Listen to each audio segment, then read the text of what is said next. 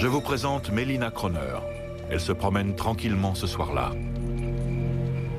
Ignorant qu'elle va bientôt se trouver à la croisée des chemins, Melina se trouve face à une décision qui va la propulser dans la 13e dimension.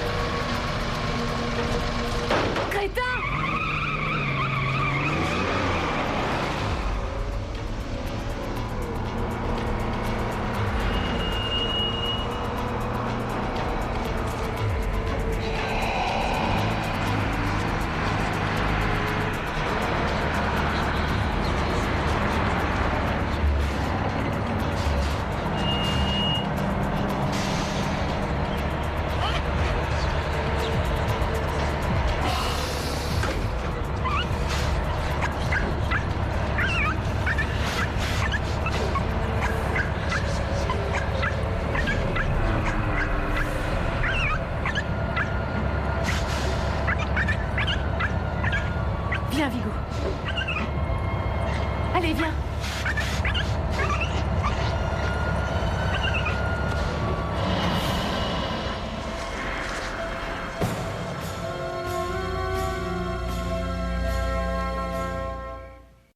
Nous sommes transportés dans une autre dimension. Une dimension faite non seulement de paysages et de sons, mais aussi d'esprit. Un voyage dans une contrée sans fin, dont les frontières sont notre imagination. Un voyage au bout des ténèbres, où il n'y a qu'une destination. La 13e dimension.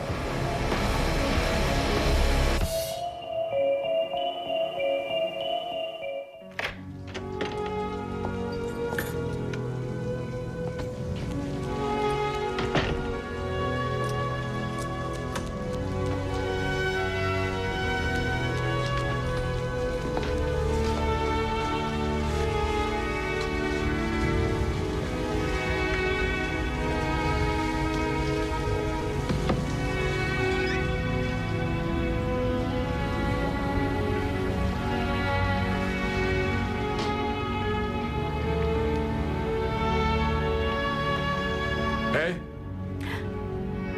tu es allé le promener? Il voulait sortir et j'étais debout. Il est tard et en plus c'était mon tour de faire ça. J'adore quand tu joues au mal et au super protecteur. Mais Vigo est mon meilleur garde du corps. Et ça, depuis 10 ans. Tu as dû lire un de ces bouquins pour les femmes en mal d'amour, avec pour titre Mal infidèle contre chien câlin, hein? C'est pas ce que je voulais dire. Tu as déjà vu un bus descendre notre rue?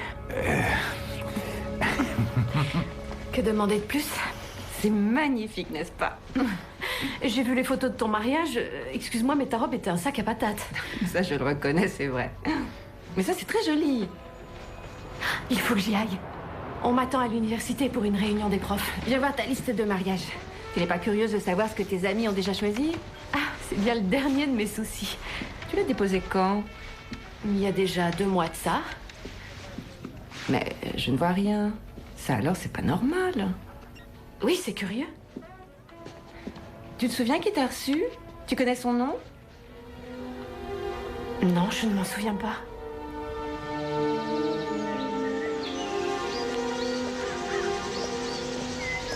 Bonjour, Mélina. Bonjour.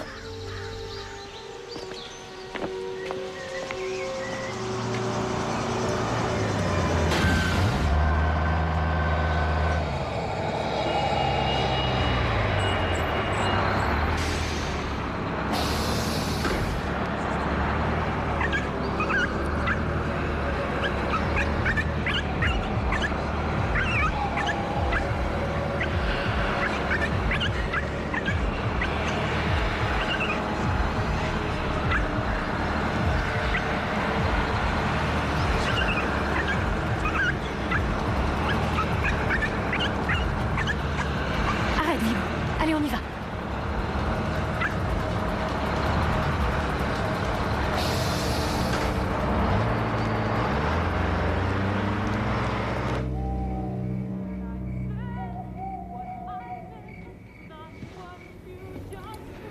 Si tu veux rester seul, je peux te laisser. Il y a quelque chose qui ne va pas? Non, laisse tomber. Ma chérie, si on doit se marier, tu pourrais peut-être commencer à me faire confiance et à tout me dire. Je promenais Vigo et une femme m'a dit « Bonjour Mélina ». Et pourtant, je l'avais jamais vue, alors qu'apparemment, elle me connaissait. Eh bien, Mélina, c'est un nom qui frappe. Difficile de l'oublier, surtout porté par une aussi belle femme. Mais je la connais pas, ça j'en suis certaine. Un professeur est obligé de toujours avoir en mémoire les noms et les visages. Ouais, et alors? Et j'ai revu le bus d'hier. Le bus. Oui, celui que j'ai vu hier soir. Ah, ce bus! Et il s'arrête tout près de chez nous et il m'attend. Et c'est la première fois que je vois un banc à cet emplacement. Il y a des bus qui descendent notre rue? J'en avais jamais vu jusqu'à hier. Pourquoi ça t'obsède à ce point-là? J'en sais rien. Oublions tout ça. Non. Vigo, tu veux te promener? Ton problème, c'est aussi le mien. Donc, le bus s'arrête ici. Et ensuite? Les regards se figent sur moi. Et j'ai comme la sensation d'être une petite fille qui va se faire punir. Bon, écoute, je ne vois aucun bus. Peut-être qu'il ne passe pas tous les soirs. Ouais, tu as sûrement raison. À mon avis, c'est un car qui emmène des mamies en week-end à Las Vegas. Je parie que c'est autre chose.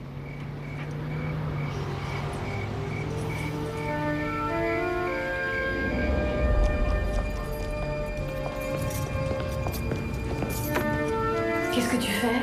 Je rentre chez nous. Chérie, nous on habite là. Ah, j'ai bu trop de vin. Sans toi, j'aurais cambriolé le voisin. Tu es trop chou. Puisqu'il refusait que la mort s'arrête, les autres devaient la rattraper. La calèche nous emportera en laissant notre immortalité. Mademoiselle Croner, je voulais vous dire, j'adore votre classe. Emily Dickinson est trop... glauque. Ton devoir n'est pas fini, c'est ça? Le reste demain, promis. La plupart des gens pensent que c'est juste une pauvre vieille fille seule, mais je crois qu'au lieu de vivre sa vie, elle l'écrit. Merci, Teresa.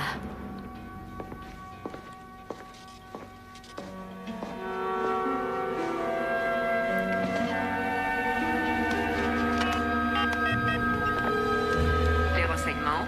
Je cherche le numéro de la société de transport départementale. Un petit moment, s'il vous plaît. Veuillez patienter. J'attends. Ne me dis pas que tu attends ce bus? Quel bus? J'ai appelé les transports en commun et il n'y a pas d'itinéraire dans le quartier. Tu étais la seule à le croire. Ah bon? Je suis qu'une parfaite mythomane alors. Personne n'a jamais dit ça. Je suis sûr que tu me caches quelque chose.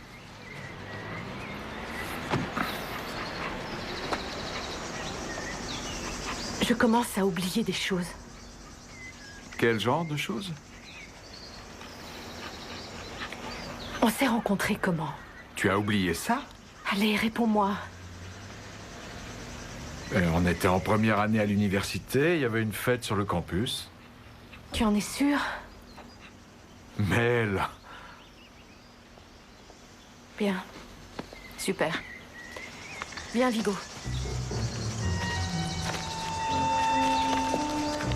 C'est un test prénuptial?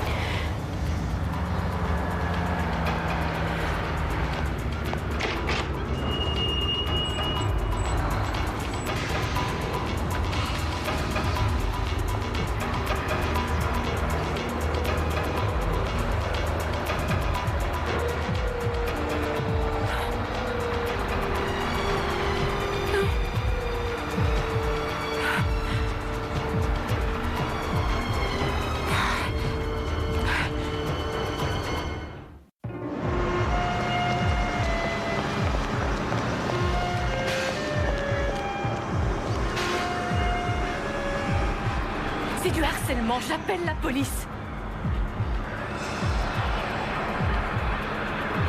Qu'est-ce que vous avez après moi? Rien, on vous attend. Laissez-moi tranquille.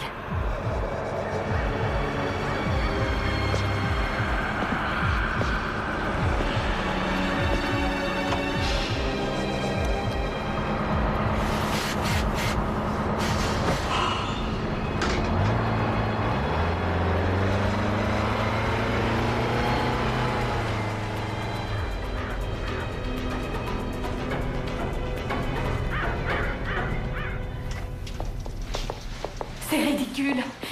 Quand j'essaye d'en parler, j'ai l'impression de raconter un épisode de la 13e dimension. Tu vois des choses qui te font peur? Non. Je vois toujours ce bus dans ma rue. Je crois que les passagers sont morts. Et le pire, c'est qu'ils veulent que je monte avec eux. Oh, Mélina, tu as toujours eu beaucoup d'imagination. Ce rêve n'est qu'une métaphore. Tu crois seulement que ce mariage va ruiner ta vie sociale, c'est tout. Non, je ne rêvais pas, c'était réel. J'ai failli être renversée, tuée par un chauffard la première fois que j'ai vu le bus. Oh, chérie, tu m'inquiètes, je ne comprends rien. Je crois avoir été tuée par ce chauffard. Mais ma vie est devant moi, je ne veux pas y renoncer. Et le bus serait la mort? Oui. Si je monte dedans, alors j'abandonne ma vie pour toujours. Mel, les transports publics sont, paraît-il, un enfer, mais là, tu exagères. Tu crois pas? Maman, c'est vraiment sérieux. Et si jamais je rêvais toute cette histoire? Alors tu pourrais commencer par te réveiller, parce que tu dois m'aider. Il n'y a rien de plus réel que ton mariage de 400 personnes et en plus un Red Giant.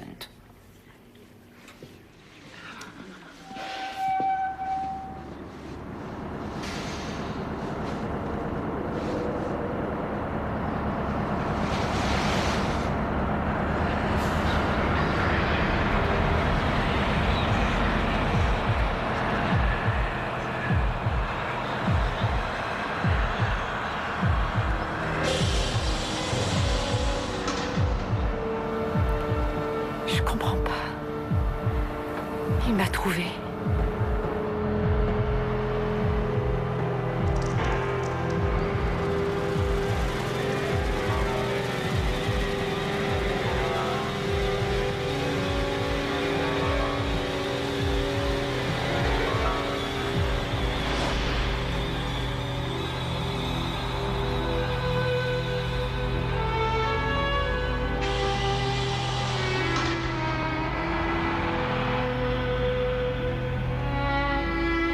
Je te l'avais dit que c'était la mort. C'est la mort. La mort.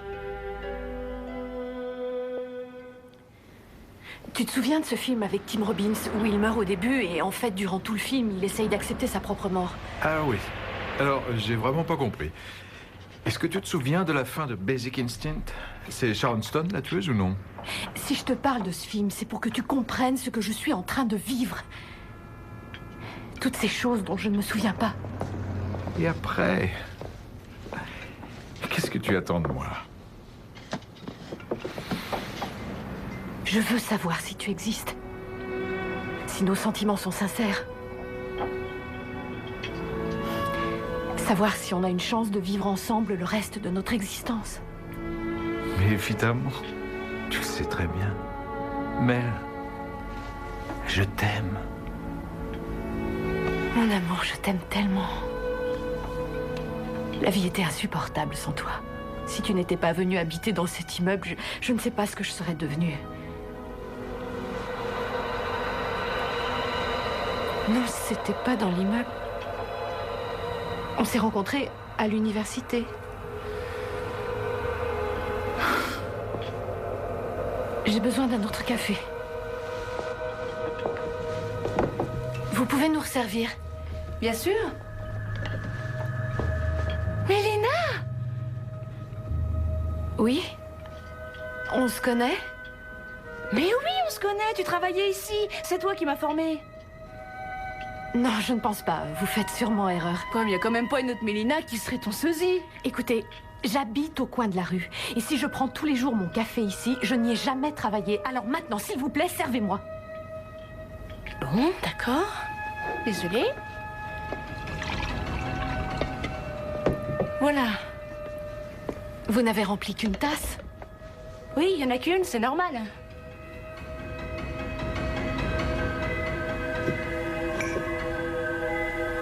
Mais il y en avait deux. Ah ouais? Et l'autre, c'est pour qui?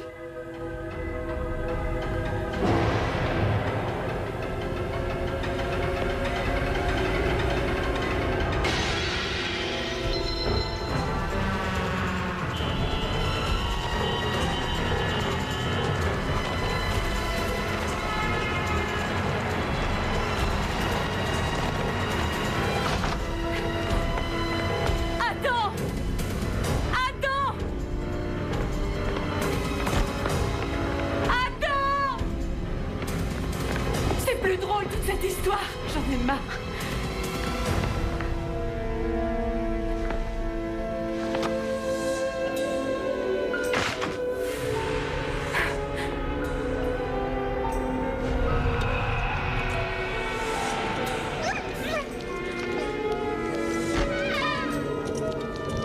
Vigo, c'est toi. Ta maman devient folle. Vigo! Vigo!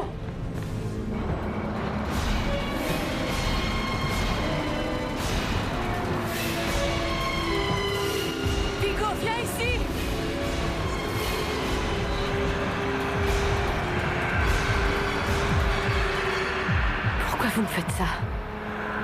Nous vous attendons. Puisqu'il refusait que la mort s'arrête, les autres devaient le rattraper. Non. Pas question. Je ne m'en irai pas. Alors rendez-moi mon chien. Il ne veut pas descendre. Laissez-moi et sortez tout de suite de ma vie. Ce n'est pas votre vie, Mélina. C'est la vie que vous auriez pu avoir.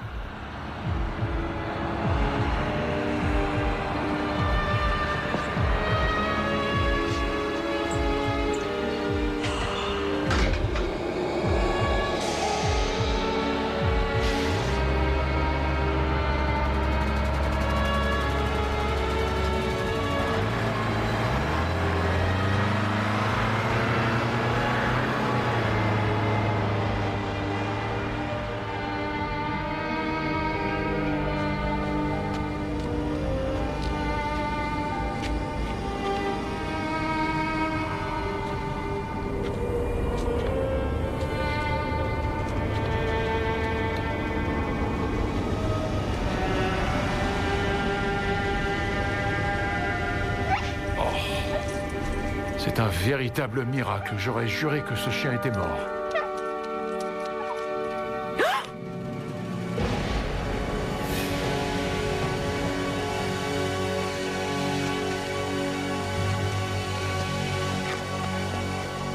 Quelqu'un connaissait cette femme?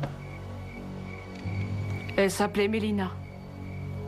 Elle travaillait avec moi au Soma Café. Elle vivait juste en face de chez moi. Elle promenait tout le temps son chien. Quand je la croisais, elle restait muette. Et pourtant, elle me regardait fixement. Adam. Attends-moi. Le bus, c'était la vie. J'aurais dû y monter. Excusez-moi, laissez la police faire son travail. Quel dommage. Pauvre Mélina Croner.